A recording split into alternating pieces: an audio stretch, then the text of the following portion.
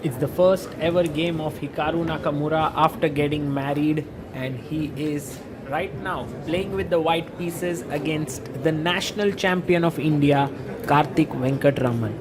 It's not an easy name to pronounce or to spell it out, and Hikaru is writing it down on his score sheet. He has the white pieces and actually good chances to play for a win.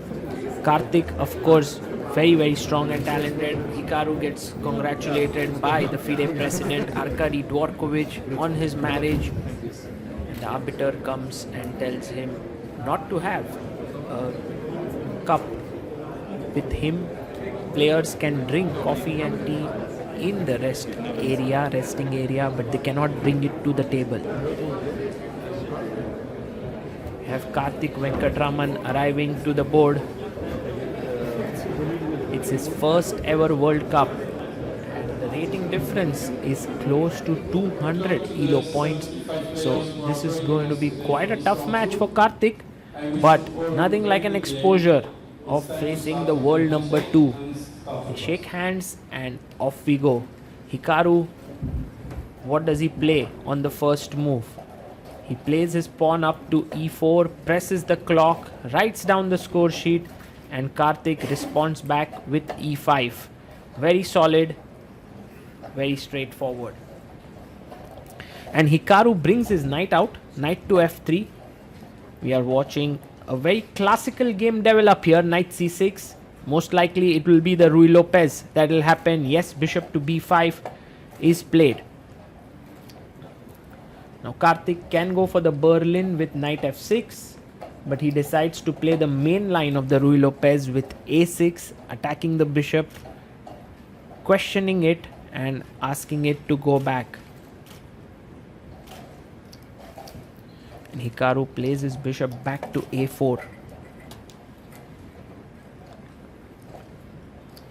The knight comes out generally to f6, and that is exactly what happens. Knight f6 has been played. Now there are a couple of moves. d3 is one of them, but Hikaru goes for the main line with castles, and it makes complete sense. Now for Karthik, b5 is an idea. Yes, he plays b5. So he is tilting towards the more active setup with bishop not developing on e7 but rather c5. That's exactly what he does. This is known as the archangles, and Hikaru takes his time here because he doesn't want to play something that Karthik is well prepared in this sharp line, and he tries to play something more solid and for a long game. That's why he puts his pawn on d3. Karthik plays his pawn to d6, creating a threat of knight a5, which always is the case when the e5 pawn is defended, so the knight can move. And Hikaru plays his pawn up to c3, making square for the bishop to come back to c2 in case it is attacked. Here h6 is played. These are some of the useful moves in the Ruy Lopez. Knight d2 by Hikaru. You will see later on white also goes h3, which will be useful for him. Castles here for Karthik. And now Hikaru, will he play h3 first? Will he go rook e1 first? He plays his rook up to e1, making a square for his knight to go to f1 and then to g3.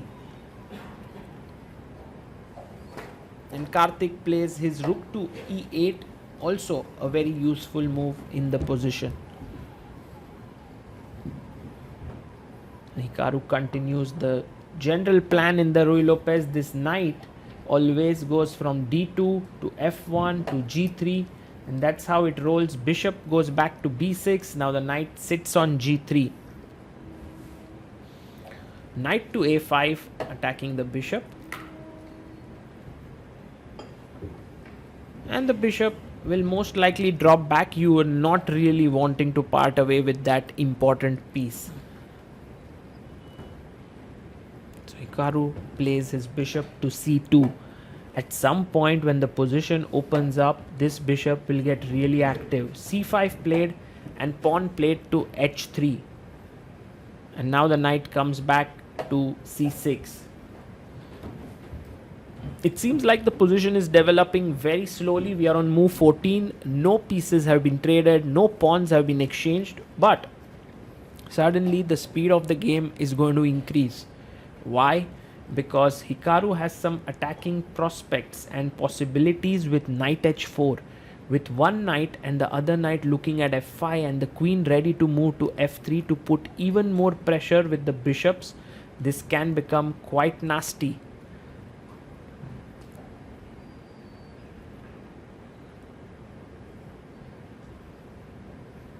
You can see Hikaru taking his time. I think that is one of the plans. The other idea is to, of course, strike on the queen side with a4. You can also develop your bishop to e3. This is also a plausible alternative, but he goes for knight h4. This is the best move in the position, and now knight f5 is coming in. King h7 played by Karthik so that he can actually play his pawn to g6. He wanted to defend the h6 pawn, but Hikaru doesn't let him do so. Now you can't do g6 because h6 is hanging. So Karthik plays the very solid move knight e7, and actually that's the best move. Take on e7, and you can take with the rook and also the queen. It seems more natural to take with the queen. Karthik comes back to his board, writes down the move, knight takes e7 and takes with the queen. One of the things that you must definitely be aware of is this bishop looking at the king. There are right now two pawns in between, but if ever d4 happens and e takes d4 followed by e5, that can become quite a problem. And that's the reason why Karthik goes king g8. It is sometimes not ideal when you have to make a move like that, but you have to do it. And f4 played by Hikaru, you can see he gets up from the chair, and it can be quite unnerving when Hikaru does that. But Karthik hits the center with d5 and absolutely love his move, because now there is so much pressure. E takes d5 played. Now see, if you take here very carefully, e takes f4 has to be taken, because if you took with the knight, then fe5 is problem. You can't take on e5, bishop f2, and the rook is hanging. So I think Karthik makes the right decision. He takes here bishop f4. His position is actually getting very critical. The reason for it is that after queen takes,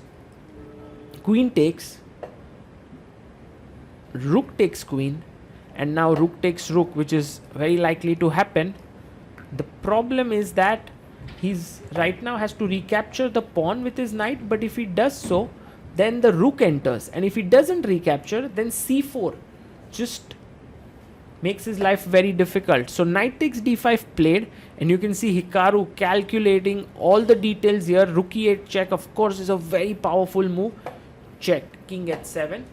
And if you were to play d4, opening this up and giving a check, there is g6. So it's not a big problem. What can Hikaru do that can put a lot of pressure on his opponent? Because right now his bishop is hanging. bd6 is the correct solution, and now he's threatening d4 with the check and then taking the pawn on c5. So it's a very important moment now. Karthik has only move here, which is to go g6, and he does it. He finds it. Now there is no check anymore with d4, but the position does look very shaky for sure. How can Karthik survive here is a question, but also Hikaru needs to find a way to put more pressure on his opponent. One way definitely is to play the move c4, but he finds the other way, which is to get the knight in. And if he now gets the move c4, then he will get control over the f6 square, which can be quite devastating. The best move now is to give c4 check, so that white can himself not play c4, and he finds it. c4 check, again a good move by Karthik, giving the check to his opponent's king. Hikaru can block it with d4, but he decides to block it with bishop c5. Now if you take on c5, then knight c5, and this is already better for white. The knight is really beautifully placed. So it would serve well for Karthik not to take on c5, and he finds another great move.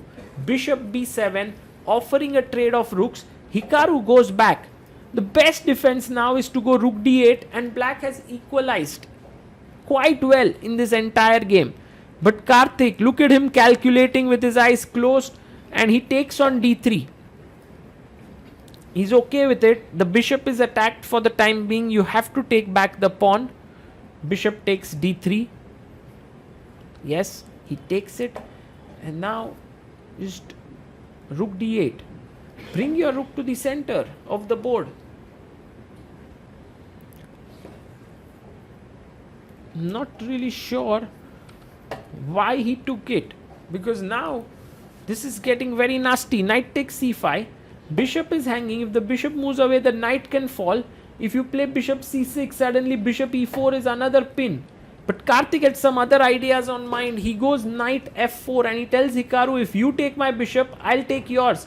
And then your rook is hanging and also the pawn here. So good calculation there. But Hikaru can simply move his bishop away. Bishop f1, he finds it. And now this knight on c5 is attacking bishop as well as the pawn. So bishop comes out to c6, king f2. The king is an important piece in the endgame, and you will always see top players bringing their kings into the battle so that they can have an extra piece there. Karthik goes king g7. Again, a logical move. He has been hanging on in there, but he's doing it quite gracefully right now. g3, the knight is attacked. The knight really doesn't have too many squares to go to.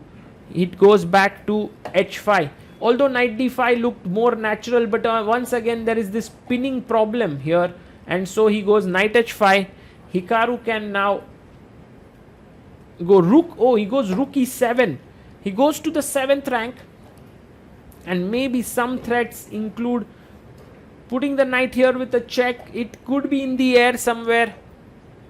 Also, the rook is overall well positioned there. Bishop d5 played by Karthik. He not only defends this pawn, also the e6 square, and also attacks the a2 pawn. How does Hikaru continue here? He plays his pawn up to a3 and he says that I trust my position. My pieces are well located.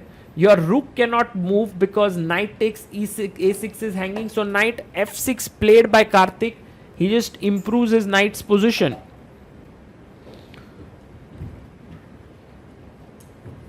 And Hikaru now planning to bring his bishop to e2. Just very slowly. Improving his piece ever so slightly. h5 played by Karthik. The main problem for black in this position is that he cannot activate his rook so easily. Until that does not happen, one can definitely say that Hikaru is slightly better. He in fact offers to trade the pair of bishops, because the black bishop is also very centrally located. Bishops are traded. King takes on f3 is played. And now, what is next move for Karthik?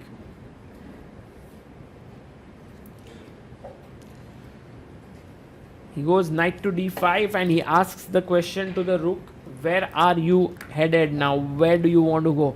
Because knight b6 to c4 is also possible. He goes rook b7, stopping knight b6. Very smart play by Hikaru.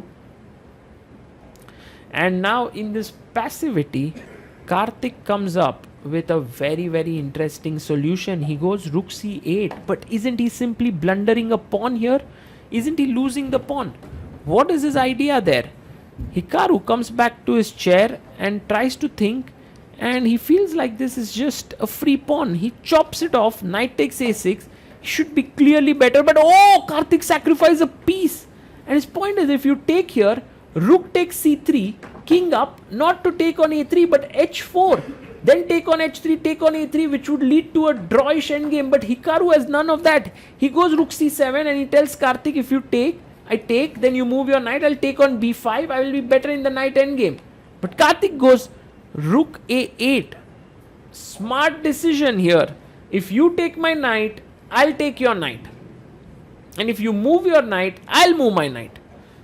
And so Hikaru takes here, rook takes on a6. We go into a rook endgame, which is again not an easy draw here for black, because white's king is better placed. It's coming into the center. Rook is also well placed. It's not going to be easy to hold this against a player like Hikaru, especially, who loves to grind such positions. Rook a4 check played by Karthik. And now, can't the king simply be activated even further? The problem is b4 is coming in. And so that's the reason why he plays his pawn up to b4. Which is a useful move. Because now you want to go king here and take this pawn. So, clearly under a lot of pressure here, Karthik. But he finds an amazing move. He goes rook a8. And now if king d5, then there is rook d8 check, and you can no longer win this pawn because I give you a check and your rook is hanging, so you have to go back. But instead Hikaru goes g4. He tries to improve his position. Karthik takes, pawn takes, and now creating some play here is important. You shouldn't let Hikaru clamp your position down with g5, and so he plays f6. Good decision.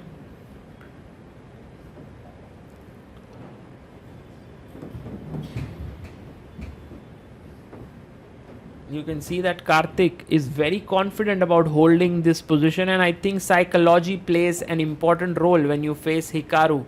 He's shaking his head. He's not too happy with what has happened, and now he plays his king up to f4. And there are many ways to hold now. You can activate your king this way. You can play your rook to the 7th rank. He in fact goes rook d8 and cuts the king off. And also, if you try to go rook c5, then I can go rook d3. Yeah, he goes rook c5. But rook d3 seems like a good choice. You can take, yeah, he plays. Oh, he first gives a check. Which is smart. Because if you go king e3, I have rook takes g4. Rook takes b5, there is rook g3 check. So he goes king f3. But now with the check, you can pick up the a3 pawn. And Karthik is taking his time in this endgame. He just wants to be sure that he is holding his own against the world number 2. Gives a check. Rook d3. King has to move. Now to maybe e4 makes sense. Improve your king's position. And you can see Hikaru doing his typical calculations by watching in the distance. You know, he doesn't even look at the chessboard. That's how top players calculate often. They don't need the chessboard.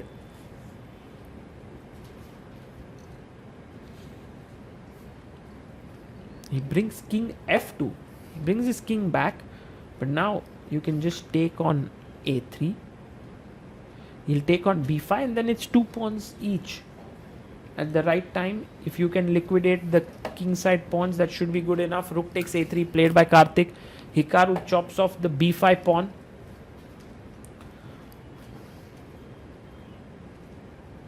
And now Karthik, how do you continue? I think one logical thing to do could be to just put your rook behind the passed pawn on b3. That could be a good idea.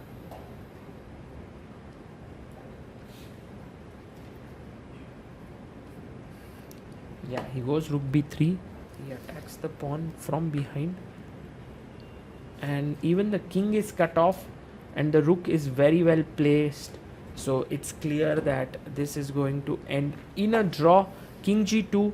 Let's see how this pans out. Hikaru generally does not like to offer or accept draws.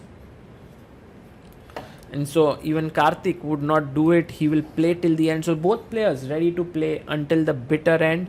Rook b6 played, cutting the king off. And maybe g5 is already, f5 is already possible, but he goes king g7. And his plan is maybe to go king h6 and king to g5. That is what he would like to do. Rook check.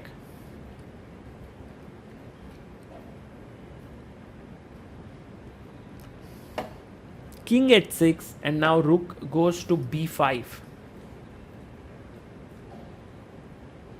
Karthik brings his king back. He's very patient. He knows that he has nothing to worry here. Rook b6 played. Maybe king f7. Oh, he goes king h6. Smart. Because if you take on f6, then b4 is hanging. So Hikaru Nakamura takes the pawn. And now rook takes b4, king h3 played.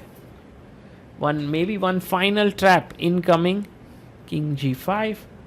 And here's the trap, rook a6. If you get greedy and take this pawn, then you'll lose the game after this check. So of course Karthik isn't going to do that. He gives a check, king goes back, and now he can take the pawn. King takes g4, rook takes on g6. All the pawns have been traded, just pure rooks remain on the board. Of course they don't need to write another score sheet now. The game is going to end in a couple of moves. King f5, rook g3, and Karthik can now trade the rooks, and it's a very, very hard fought draw. Well done there by Karthik Venkatraman, who has managed to hold the US #1 player and also the world #2 Hikaru Nakamura to a draw. This is just phenomenal play by Karthik. Playing with the black pieces, was under pressure throughout the game, but he just hung on there and absolutely loved his nice piece sacrifice in order to stay in the game. It was just amazing.